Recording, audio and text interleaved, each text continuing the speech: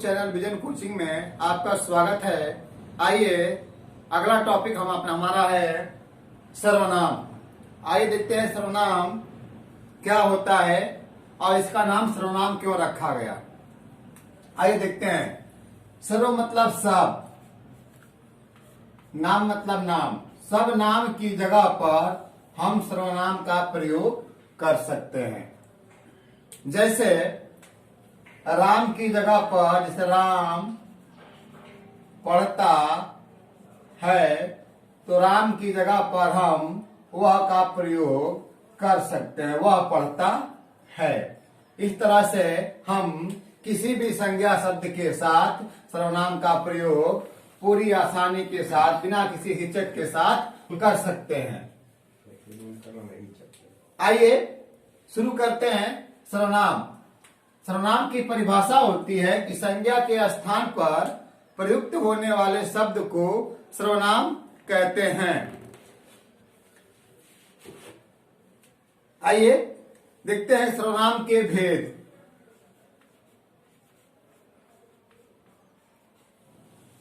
सर्वनाम के भेद। सर्वनाम के मुख्य भेद 6 होते हैं। पहला होता है पुरुषवाचक सर्वनाम।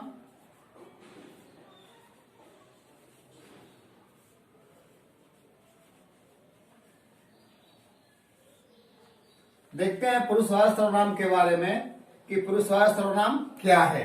तो लिखते हैं, जो सर्वनाम किसी पुरुष के नाम के स्थान पर प्रयुक्त होते हैं उन्हें हम पुरुषवाचक सर्वनाम कहते हैं। पुरुषवाचक सर्वनाम के 3 भेद होते हैं। पहला होता है उत्तम पुरुष, दूसरा होता है मध्यम पुरुष और तीसरा होता है अन्य पुरुष। आइए देखते हैं पुरुषवाचक सर्वनाम के भेद। पुरुषवाचक सर्वनाम के भेद। पुरुषवाचक सर्वनाम के मुख्य रूप से 3 भेद होते हैं। पहला होता है उत्तम पुरुष,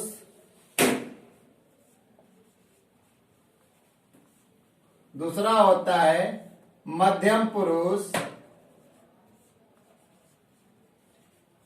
और तीसरा होता है अन्य पुरुष। आइए देखते हैं पुरुषवाचक सर्वनाम का उत्तम पुरुष क्या होता है। जो सर्वनाम वक्ता द्वारा अपने लिए प्रयुक्त होता है उसे उत्तम पुरुष वाचक सर्वनाम कहते हैं। जैसे मैं, हम। मध्यम पुरुष में लिखते हैं कि जो सर्वनाम वक्ता द्वारा श्रोता के लिए प्रयुक्त किया जाता है उसे मध्यम पुरुष कहते हैं। जैसे तुम, आप। अन्य पुरुष में लिखते हैं कि वह सर्वनाम जो अन्य किसी के लिए प्रयोग किया जाता है, अर्थात दूसरे शब्दों में उत्तम और मध्यम जिस विषय में बात करते हैं वह अन्य व्यक्ति ही अन्य पुरुष के अंतर्गत आता है। जैसे वह, वे आदि। आइए देखते हैं दूसरे नंबर पर आता है निश्चयवाचक सर्वनाम।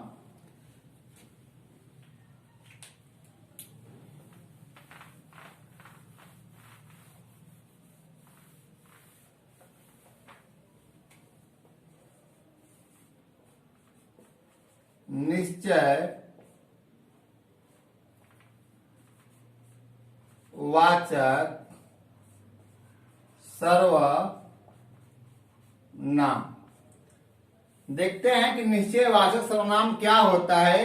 तो लिखते हैं कि जिन सर्वनाम शब्दों से किसी निश्चित वस्तु का बोध होता है उसे हम निश्चयवाचक सर्वनाम कहते हैं। जैसे ये पुस्तक या मेरी पुस्तक है, ये मेरी पुस्तक है।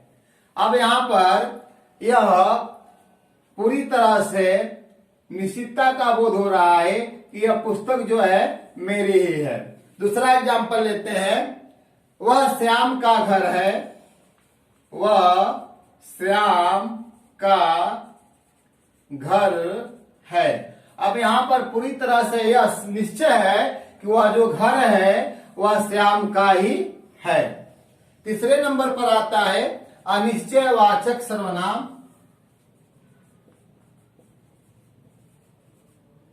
अनिश्चयवाचक सर्वनाम।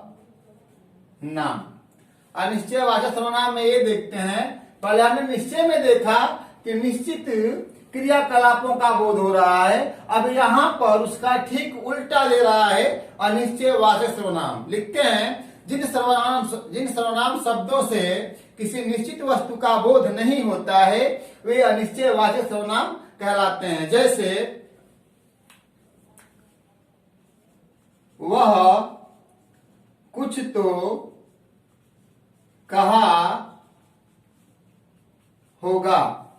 अब यहां पर यह निश्चय नहीं है कि वह क्या कहा होगा, इसलिए यहां पर अनिश्चय के रूप में कुछ दे दिया गया। एक उदाहरण और लेते हैं, आपसे कोई मिलने आया है। आपसे कोई मिलने आया है।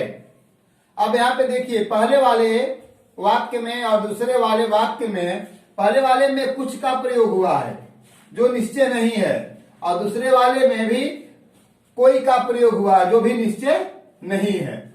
इसे कहते हैं अनिश्चयवाचक सर्वनाम। सर्वनाम का कुछ रूप इस तरह का होता है। अगला होता है तीसरे नंबर पर जो है उसे हम कहते हैं संबंधवाचक सर्वनाम।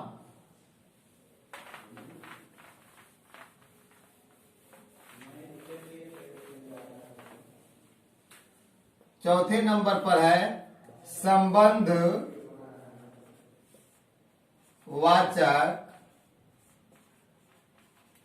सर्वनाम।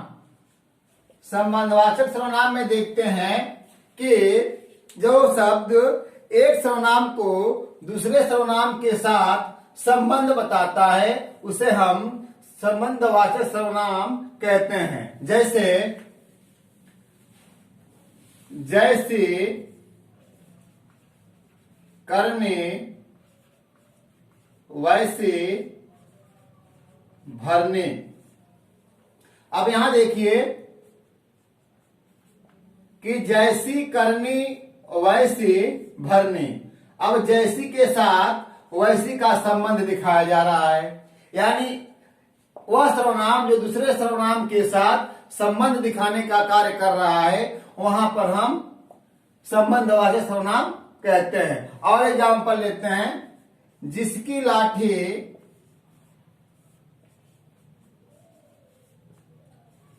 उसका भैंस। अब यहां देखिए, जिसकी और उसका, यहां पर एक सर्वनाम दूसरे सर्वनाम का संबंध दिखा रहा है। ऐसे वाक्यों को हम संबंधवाचक सर्वनाम के नाम से जानते हैं। अगला है प्रश्नवाचक सर्वनाम।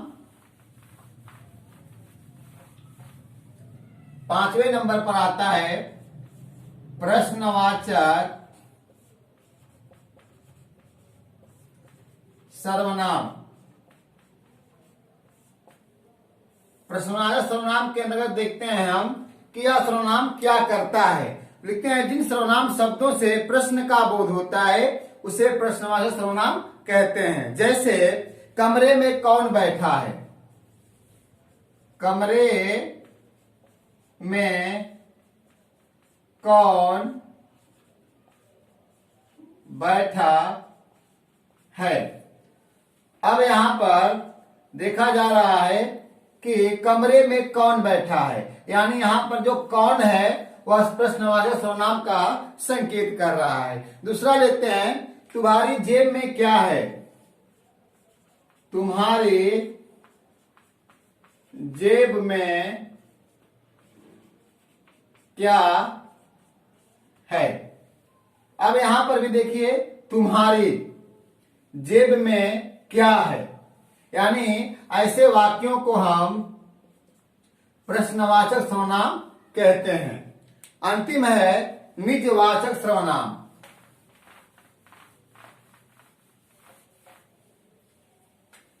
छठे नंबर पर और अंतिम नंबर है निजवाचक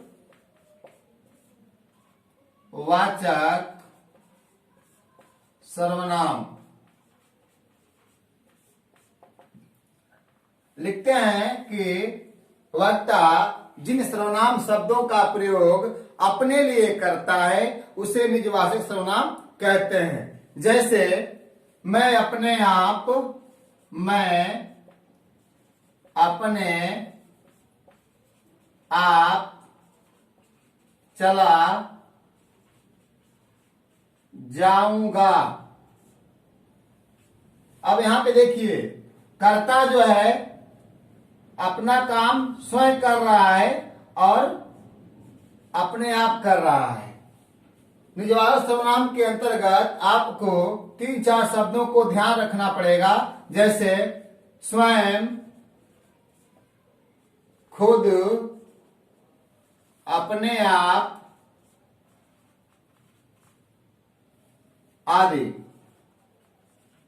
इन शब्दों को अगर आप याद कर लेते हैं तो निजवाचक सर्वनाम के अंतर्गत यही 4-5 शब्द जो होते हैं आते हैं। और किसी भी वाक्य में ये शब्द हो तो हम समझ जाएंगे कि आप निजवाचक सर्वनाम का उदाहरण है। आइए देखते हैं सर्वनामों का रूप रचना। सर्वनामों की रूप रचना कैसे की जाती है।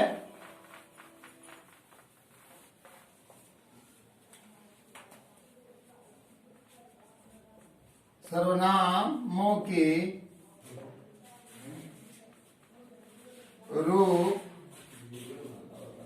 रचना, जैसे अगर हमने ले लिया कि मैं,